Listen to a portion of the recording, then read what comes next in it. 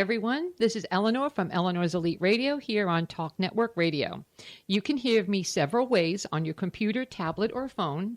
The TNR app is free to download on your phone or tablet, or you can go to talkradionetwork.com and hear the show.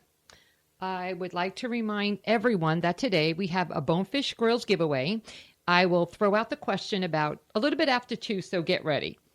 The number is 321-806-3159, and I'll give you a little hint. It's a trivia question relating to the Golden Globes.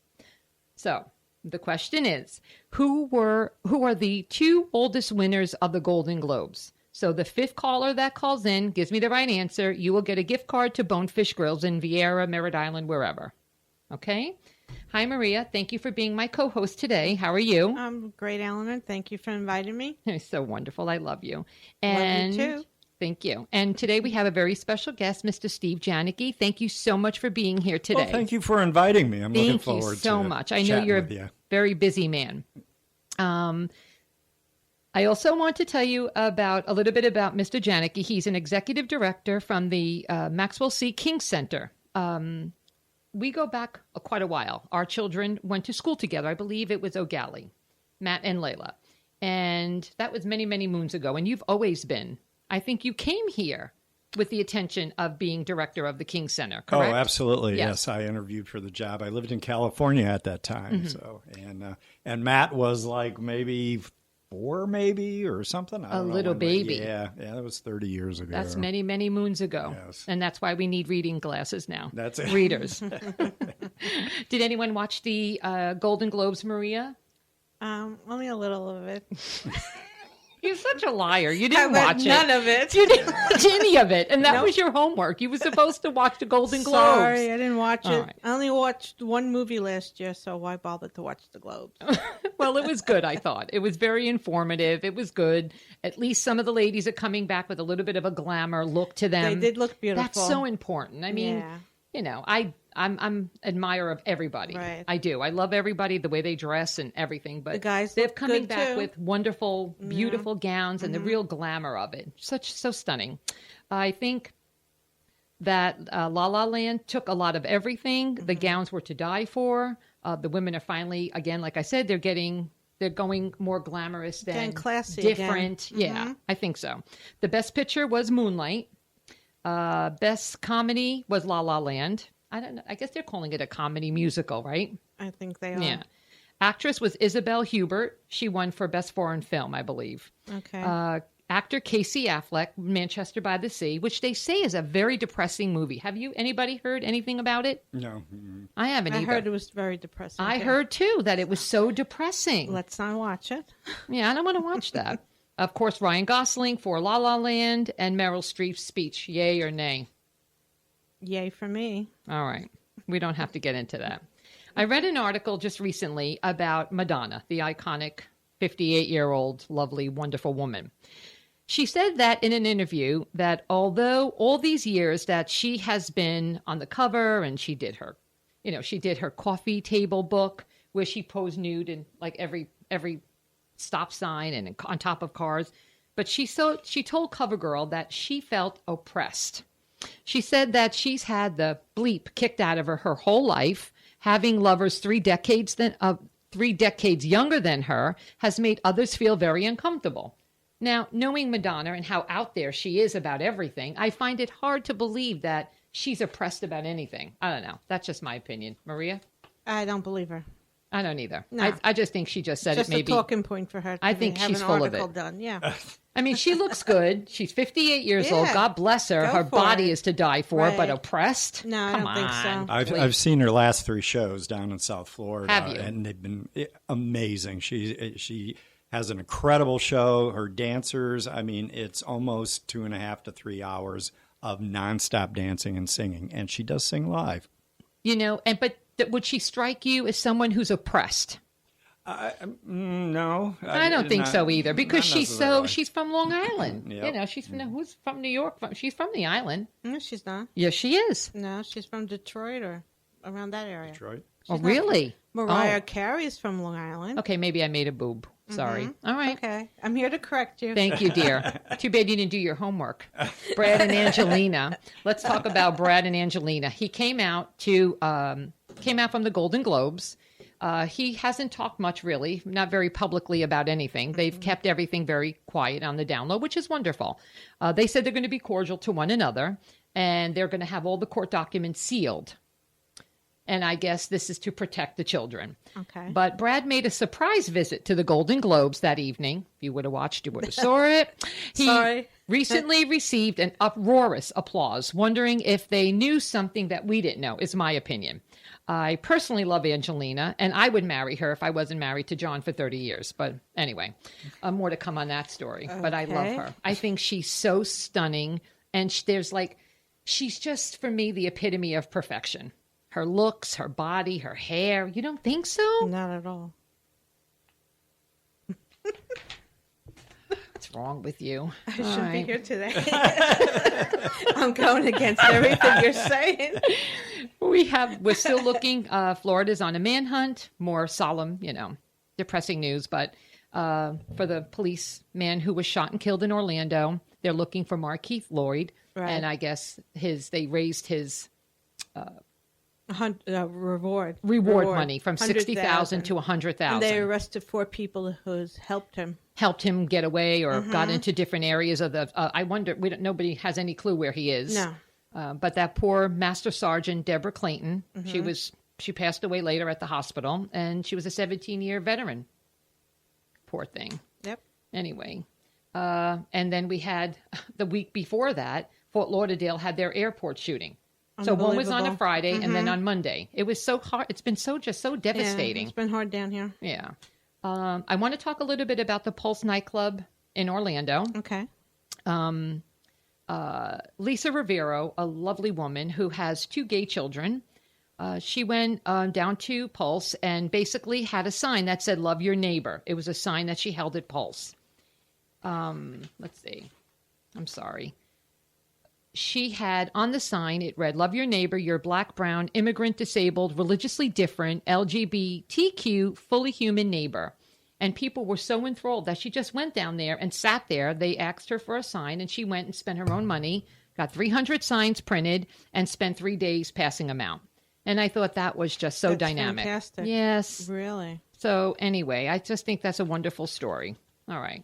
Anyhow, so Mr. Steve, let's talk about you just a little till somebody calls in for our giveaway. Let's talk about what's coming up at the King Center. Okay. That sounds great. Let's do that. So it's a new year.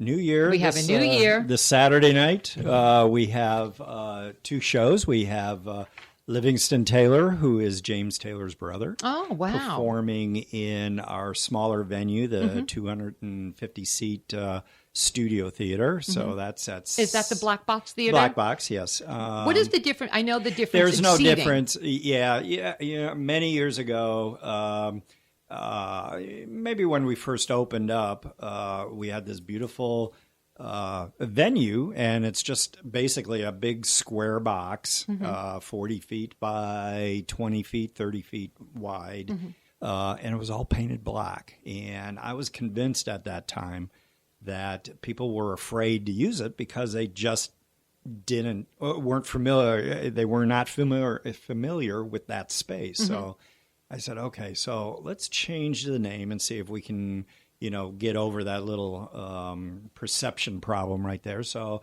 I called a few theaters around Florida, and several of them had their own quote unquote studio theaters, which were just exactly like a black box.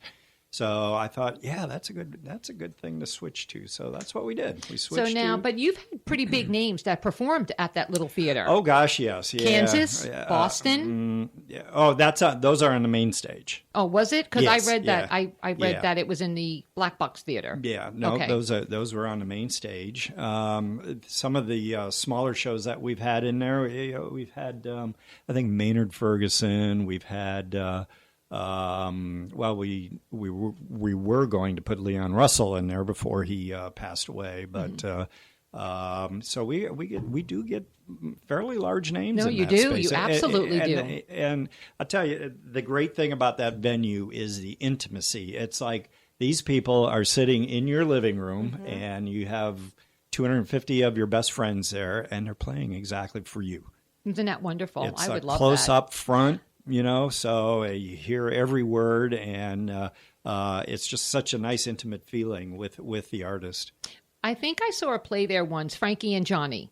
Okay. Yes, and that was wonderful too. It was a little musical, kind of interactive little play that was wonderful. I had a good time. I went with Lorene and my girlfriend Gail and everybody. It was really lovely. I don't think I've been back there except for the main theater. You're right. Yeah. Let's see. We have January shows to highlight. We have the Golden Dragon Acrobats. That's January 17th. January 17th, we do a good thing about that performance is that we do a 10:30 a.m. school time show that sells out. The kids love the Golden Dragon Acrobats. And then we do an evening show for families, bringing their children, reasonably priced tickets. And I believe that show starts at 7 o'clock that evening. So how wonderful. And the 5 Irish Tenors are coming. 5 Irish January tenors, 18th. Absolutely. 5 great guys from Ireland coming over. Great voices. Beautiful. We have Peter Yarrow in the Studio Theater January 20th and Gladys Knight. Oh, God, do I not love her? Yes. January 29th. Absolutely. And for those listeners who don't know who Peter Yarrow is, and I'm sure there's a few out there, Peter Yarrow was 1/3 of the folk trio, Peter, Paul, and Mary. Oh, really? Way back when. So, and when Mary was living, and many years ago, the King Center host, I think we had them as Peter, Paul, and Mary 3 times. 3 times at the venue. Always sold out. It was a great evening of good folk songs and those songs that everybody's familiar with, Puff the Magic Rod, all that. Which, incidentally, I think Peter Yarrow is going to be singing that that evening, too. That'll be great. Yeah, Absolutely. that's wonderful. And, I think people are just so, I hate to say it, but they're like starving for culture. I do. I believe that because we don't live in such a huge, we're not like Orlando. I mean, Orlando's only an hour away, but Orlando has a little bit more of a choice, as far as culture is concerned. And I think people just love it here that the King Center's here. It's an opportunity to see. It's great. Didn't you just come? We saw Mannheim Steamroller. That's right. The place is before great. the holidays. There's not a bad seat in the house. Not a bad seat in the house. Great.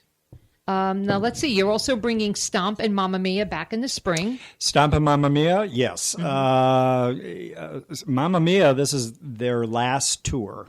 So it's been around. It's been touring forever. So please come see it for the last time at the King Center. We have 2 shows in April. I can't remember what the date is, but it is in April. And the night before, we have 2 shows of Stomp, a great show.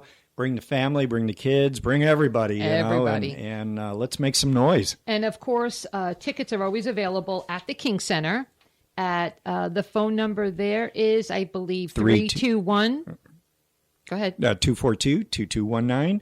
Or they can call out of state. If you're out of state and you're going to be visiting, 1-800-440-8539. Or they can go to the boxofficetickets.com. Those last 2 were incorrect. So okay. You can call the box office at 242-2219. You can visit the box office in person, or you can go online to the kingcenter.com website, KING Center, CENTER.com. And there you can select your own seats right online, pay you have for a them. seat chart and everything. Seat chart and everything. You know exactly where you're going to sit and print them out at home, and then come visit us. I read here that the King Center collaborates with other art organizations such as the Brevard Symphony Orchestra. Yes.